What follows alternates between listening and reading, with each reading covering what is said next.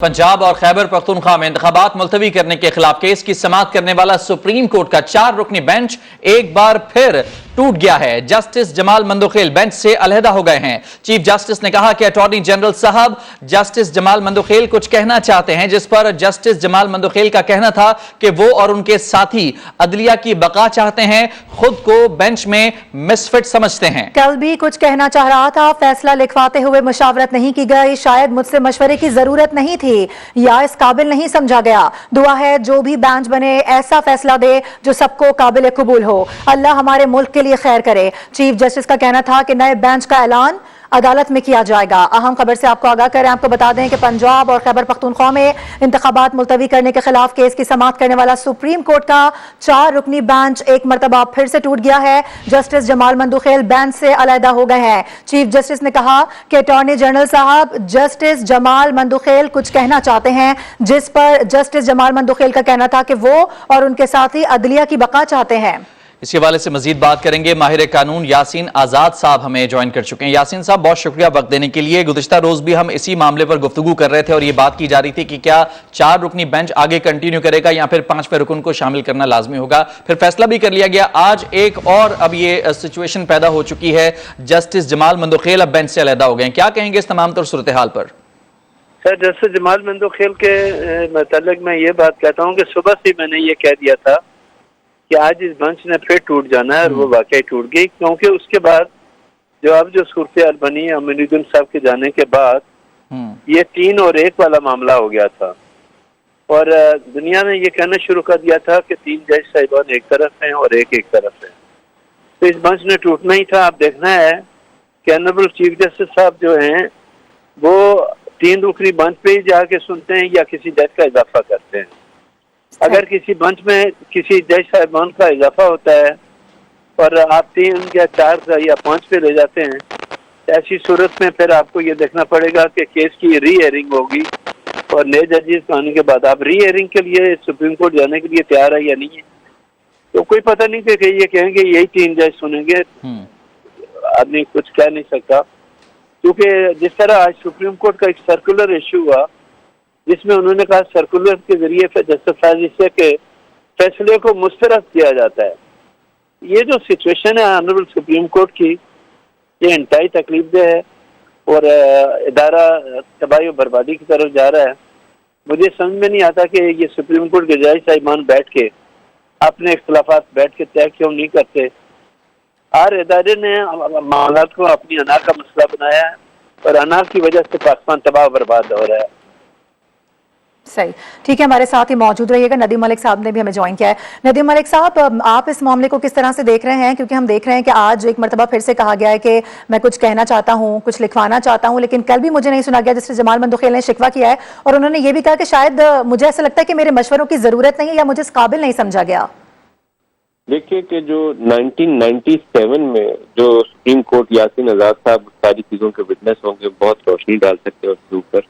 हम दोबारा 1997 में चले गए। सज्जाद अली शाह साहब ने 13th अमेंडमेंट को सस्पेंड कर दिया था और नवाज शरीफ के खिलाफ वो कंटेम्प्ट के केसेस सुन रहे थे और उसी मौके के ऊपर जस्टिस सईदुज़्ज़मान सिद्दीकी ने 15 रुकनी फुल कोर्ट अलहदा से लगा ली थी। 2 कॉज लिस्ट जारी हुई थी।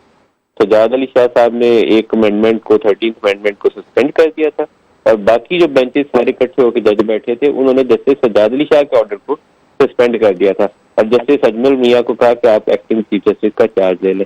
मुझे बहुत तकलीफ होगी कि हम कल या परसों वो स्टेप टेक न ले, क्योंकि ये सारा सिनारियो उसी 1997 का एक रीप्ले हो रहा है इस वक्त सुप्रीम कोर्ट ऑफ पाकिस्तान के अंदर जो कुछ हो रहा है। 3 या 4 जजेस हैं, जैसे सज्जाद अली शाह साहब के साथ अखीर में 1 या 2 जज रह गए थे, वो चीफ जस्टिस के हम ख्याल कह सकते हैं। बाकी 10 या 12 जजेस दूसरी तरफ खड़े। लंबी लिस्ट हमारे सामने आ चुकी है। Justice Yahya Afridi, justice Mansoor Ali Shah, justice Jamal Mandokhel, justice Athar Minallah, justice Aminuddin, justice Qazi Faez Isa वो दूसरी बात कह रहे हैं और जस्टिस इजाजुल हसन और जस्टिस उमर अता बंदयाल, जस्टिस मुनीब और मुजाहिर अली अकबर नकवी वो दूसरी बात कह रहे हैं। ये बहुत अच्छे आसार नहीं है। पूरे अदारे की साख वकार और इसका जो स्टेटस है वो पाकिस्तानी मुआशरे में, पाकिस्तानी सिस्टम में वो एट स्टेक है। इन जजेस को कुछ सोच समझ के अदारे के वकार को बचाने के लिए इन चैम्बर कंसल्टेशन करके कुछ रास्ता निकालना चाहिए। نہیں تو یہ ڈویژن 97 والی دوبارہ آپ کو کل یا پرسوں نظر آ جائے گی۔ اچھا ملک صاحب، ابتدا سے ہم نے دیکھا کہ اس معاملے میں سب سے زیادہ جو پریفرنس تھی وہ یہ تھی کہ اس میں کوئی ڈیلے نہ آئے، ڈیلے کو اوائڈ کرنا ہے، لیکن اب جو معاملات ہو رہے ہیں پھر جیسا کہ یاسین آزاد صاحب نے کہا کہ اگر نئے ممبران، نئے جج صاحبان بینچ میں شامل ہوتے ہیں تو ری ہیئرنگ کی طرف جانا پڑے گا، دوبارہ سے وہی معاملہ شروع سے سٹارٹ کرنا پڑے گا، تو پھر ٹائم تو کنزیوم ہوگا ظاہر ہے اس کے اندر، پھر وہی معاملہ کہ اب اکتوبر میں 8 اکتوبر کو الیکشن ہو پائیں گے یا نہیں ہو پائیں گے، یا 90 دن میں ہو پائیں گے یا نہیں ہو پائیں گے، یہ تو پھر ڈیلے کی طرف جا رہا ہے معاملہ۔ دیکھیے کہ اگر تو یہ 3 باقی کے ججز بیٹھ کے اس کیس کو سنیں گے تو نہ اس فیصلے کو پی ڈی ایم مانیں گی، نہ اس کے باقی ججز مانیں گے۔ یہ ریالٹی ہے، جو ریالٹی ہے اس سے آپ آنکھیں نہیں چرا سکتے۔ ریالٹی اس وقت یہ ہے کہ آپ کو فل کورٹ کی طرف جانا پڑے گا تاکہ جو فیصلہ آئے وہ ایک اجتماعی، اس کے اندر جو لوگوں کی عقل فہم ہے اس کی روشنی کے اندر ایک فیصلہ ہے اور اس فیصلے کو کوئی کوشچن نہ کر سکے۔ اگر فل کورٹ والی آپشن کو ترک کر کے، جیسے ابھی انہوں نے سرکولر کے ذریعے جسٹس قاضی فائز عیسیٰ کے آرڈر کو سسپینڈ کر دیا، یہ وہی 97 ہے نا، آپ نے اس 3 رکنی بینچ کے فیصلے کو 2-1 کے ایک فریقی فیصلے کو سسپینڈ کر دیا، تو جسٹس مندوخیل علیحدہ ہو گئے۔ اب کہیں کہ ہم 3 بیٹھ کے فیصلہ کر لیں گے تو پی ڈی ایم کہے کہ ہم نہیں مانتے، باقی ججز کہیں گے یہ جو کہہ رہے ہیں ہم نہیں مانتے۔ 4-3 ہے کہ 3-2 ہے، وہ جسٹس مندوخیل نے بار بار سوال اٹھایا تھا کہ 4-3 ہے یا 3-2 ہے۔ میں اس معاملے کو بہتری کی طرف بڑھتا نہیں دیکھ رہا، میں کرائسس کو بڑھتا دیکھ رہا ہوں۔ میرے خیال میں پاکستانی بار کونسل کو، پاکستان بار کونسل کو بھی اور سپریم کورٹ بار کو ایک ڈیلیگیشن بنا کے ان ججز سے رابطہ کرنا چاہیے تاکہ بہت بڑی تباہی سے سپریم کورٹ کو بچایا جا سکے۔ ٹھیک ہے، ساتھ ہی رہیے گا۔ امان اللہ کنرانی صاحب نے بھی ہمیں جوائن کیا ہے، بات کریں گے ان سے، ماہر قانون ہے۔ آپ سے بہت شکریہ وقت دینے کے لیے۔ آپ اس معاملے کو کس طرح سے دیکھ رہے ہیں؟ جیسے ندیم ملک صاحب کہہ رہے ہیں کہ اب اس معاملے پر یقینی طور پر بات کرنے کی ضرورت ہے اور ایک ڈیلیگیشن بنایا جائے جس پر تمام لوگوں کو متفق کرنے کی ضرورت ہے، ورنہ پھر یہ معاملہ مزید گھمبیر ہوتا چلا جائے گا۔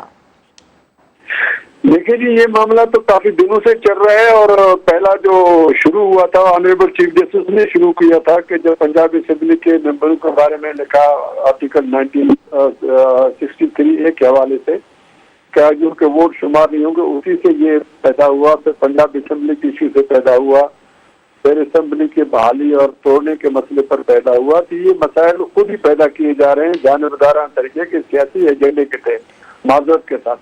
اب یہ قانونی اور آئینی تشریحات نہیں ہو رہی ہے، سیاسی مفادات کا تحفظ ہو رہا ہے۔ تو میری رائے یہ ہے کہ سپریم کورٹ کے اندر اتنا کچھ ہو چکا ہے، اب جو کچھ رائے، جو ڈسینڈنگ نوٹس آ رہے ہیں وہ قابل توجہ ہے، ان پر کوئی توجہ نہیں دے رہا۔ اب تک جو ہے 5 ججز جو ہے اپنی رائے کا اظہار کر چکے ہیں، مگر آنریبل چیف جسٹس صاحب جو ہے کسی پر توجہ نہیں دے رہے اور اپنی طرف سے سب کچھ لکھتے جا رہے ہیں، اپنے آپ کو عقل کل سمجھ رہے ہیں، جبکہ آئین میں چیف جسٹس کا کوئی اختیار ہے ہی نہیں۔ آرٹیکل 176 واضح ہے کہ سپریم کورٹ جو ہے چیف جسٹس اور ججز کا نام ہے۔